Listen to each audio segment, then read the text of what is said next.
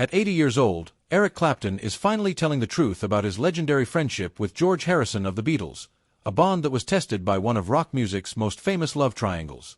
Clapton and Harrison weren't just friends, but were like brothers who shared a deep respect for each other's guitar playing, spending countless late nights jamming together and pushing each other to become better musicians.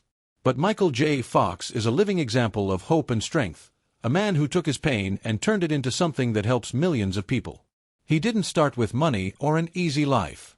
He grew up moving from place to place with no stable home, rising from nothing with just his sense of humor, his drive to succeed, and his determination to keep going. He didn't inherit his fortune. He built it piece by piece through years of hard work, countless sleepless nights, and a strong belief that laughter could be more powerful than sadness. From hands that shake uncontrollably came a fortune worth over $65 million, money he earned not from family wealth but through never giving up, having heart, and caring about others. And from that fortune, he created something even more important. A foundation that has raised more than $2 billion for Parkinson's disease research, turning his personal battle into hope for millions of people around the world. Every dollar he raised tells a story of struggle. Every success he achieved carries the memory of pain, and every smile hides the hard fight it took to stand up again. Behind all the fame is exhaustion. Behind all the money is faith. And behind the legend is love that never quits, shining bright and real. The legend the world loves today wasn't born into comfort or good fortune but into constant moving, having very little, and living in silence. He was the smallest son of a tired soldier father and an exhausted mother, growing up where goodbyes happened more often than birthdays. His story didn't begin on a stage with people clapping, but in the cramped quietness of temporary houses where the walls changed more often than the seasons and the word home was never permanent. Michael Andrew Fox was born in 1961 in Edmonton, Alberta, a place too restless to dream in and too temporary to hold on to anything for long. His father William lived between military orders and leaving his family, serving his country but losing pieces of his family with every move. His mother Phyllis stretched small paychecks to feed 5 hungry children, her hands cracked from work and her smile held together by courage. Nights smelled like laundry starch and engine oil. Mornings started with the sound of the moving truck. Another town, another promise that maybe this one would last. Every few months the family packed up and moved again. Another town, another temporary address. Another promise that this place might be home. By age 10, Michael had been to more schools than he'd had birthdays. He carried his entire life in a suitcase smaller than his dreams. The word home felt like a myth, a place other kids went back to while he kept learning how to say goodbye. He was the quiet boy sitting in the back row, too small, too shy, the one who showed up after friendships had already formed. "I was an army brat," he once said, not with pride but with tiredness. Each move felt like starting over and like a small death at the same time. New walls, new faces, new silence.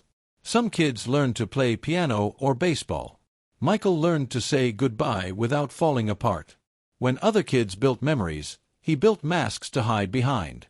Laughter became his weapon. Humor became his only way to matter in a world that didn't pay attention to invisible kids. "Making people laugh was the only way I knew I still existed," he remembered years later. Every joke was a small fight against disappearing. Every laugh was proof he was still there. He would lie awake on strange beds listening to his parents' muffled voices arguing about money, about the next move, about a future nobody could afford. He wasn't angry. He was terrified that one day he'd disappear too, just like the towns they left behind. The loneliness wasn't loud. It was steady and patient, a shadow stuck to his skin. When William finally left the military and the family settled in Burnaby, British Columbia, still nothing felt settled. His father worked police shifts and construction jobs. His mother worked nights. And Michael, the smallest of 5 kids, wandered through days that felt half empty. Poverty didn't shout. It whispered through cold rooms and shoes too tight that couldn't grow with him. Meals were simple and sometimes skipped. His parents loved each other, but the weight of bills and exhaustion bent that love until silence replaced tenderness. He learned to read people's moods like scripts, to say the right thing to ease the tension. And slowly, without meaning to, he began turning pain into performance. Humor became not just a hobby but survival, each joke a way to make the world pause before it forgot him again. At 15, he found salvation. A small Canadian TV show called Leo and Me offered a few months of stability and the feeling of home. On set under cheap studio lights, he discovered something sacred, a place where he could stay still, where stories didn't end with moving trucks. It didn't fix the hurt, he said later, but it gave it somewhere to live. That somewhere became his beginning, the foundation of everything he would build later, the fame, the fortune, the legacy. But in those early years before the applause, before the millions, before the world knew his name, there was just a boy lying under unfamiliar ceilings whispering to himself, "One day I'll build something that doesn't move." And he did. The boy who spent his childhood learning to survive being invisible now stepped into a city designed to look past people like him. In 1979, at 18 years old, Michael J. Fox crossed from the sidewalks of Canada into Los Angeles, a place that looked magical in pictures but in the first hard months offered only empty rooms, loud freeways, and a coldness the bright lights couldn't chase away. His family couldn't pay for his dreams, and his homeland couldn't hold them. So he came with a beat-up suitcase of used clothes, $3 crumpled in his pocket, and a hope so thin it could tear on the first rough night. "I had $3 and a dream," he confessed later, the memory tasting like cheap coffee and the metallic worry that wakes you at midnight. Hollywood didn't open its doors. It didn't even look his way. Casting rooms were bright fluorescent caves that swallowed names where he was rejected as too short, too young, too foreign before he could finish reading his lines.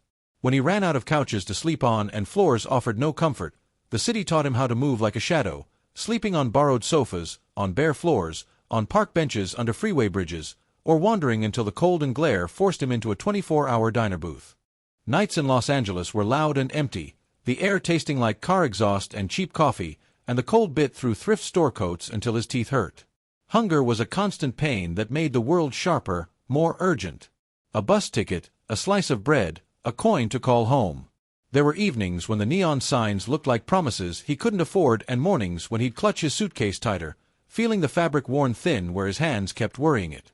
On the worst nights he dug through restaurant dumpsters, not for adventure but to quiet the growling in his stomach, and sometimes he'd find a folded school photo in a box of thrown-away things, a smiling boy in the picture creased in half like a memory someone half expected to forget. Retry Claude can make mistakes. Please double-check responses. Sonnet 4.5 Their friendship faced its biggest test when Clapton fell hopelessly in love with Harrison's wife, Pattie Boyd, a feeling he couldn't control no matter how hard he tried. Clapton poured all his pain and longing into writing the iconic song Layla, which became one of rock's greatest love songs, while Harrison somehow knew about Clapton's feelings but never completely turned his back on him. After Harrison and Boyd divorced in 1977, Clapton eventually married her in 1979, which could have destroyed their friendship forever, but incredibly Harrison forgave him and they continued performing together on stage as if nothing had happened. Clapton now admits he carried guilt for years about hurting his friend, but he says the most amazing thing about George was his ability to forgive, calling him the most forgiving man he ever knew. Even when Harrison was dying from illness in 2001, Clapton visited him often, and sometimes they would just sit together in silence that said more than words ever could. Now at 80, Clapton speaks about Harrison with deep tenderness, saying that despite all the jealousy, heartbreak, and complications, George Harrison was and always will be one of the greatest friends he ever had, and he misses him every single day.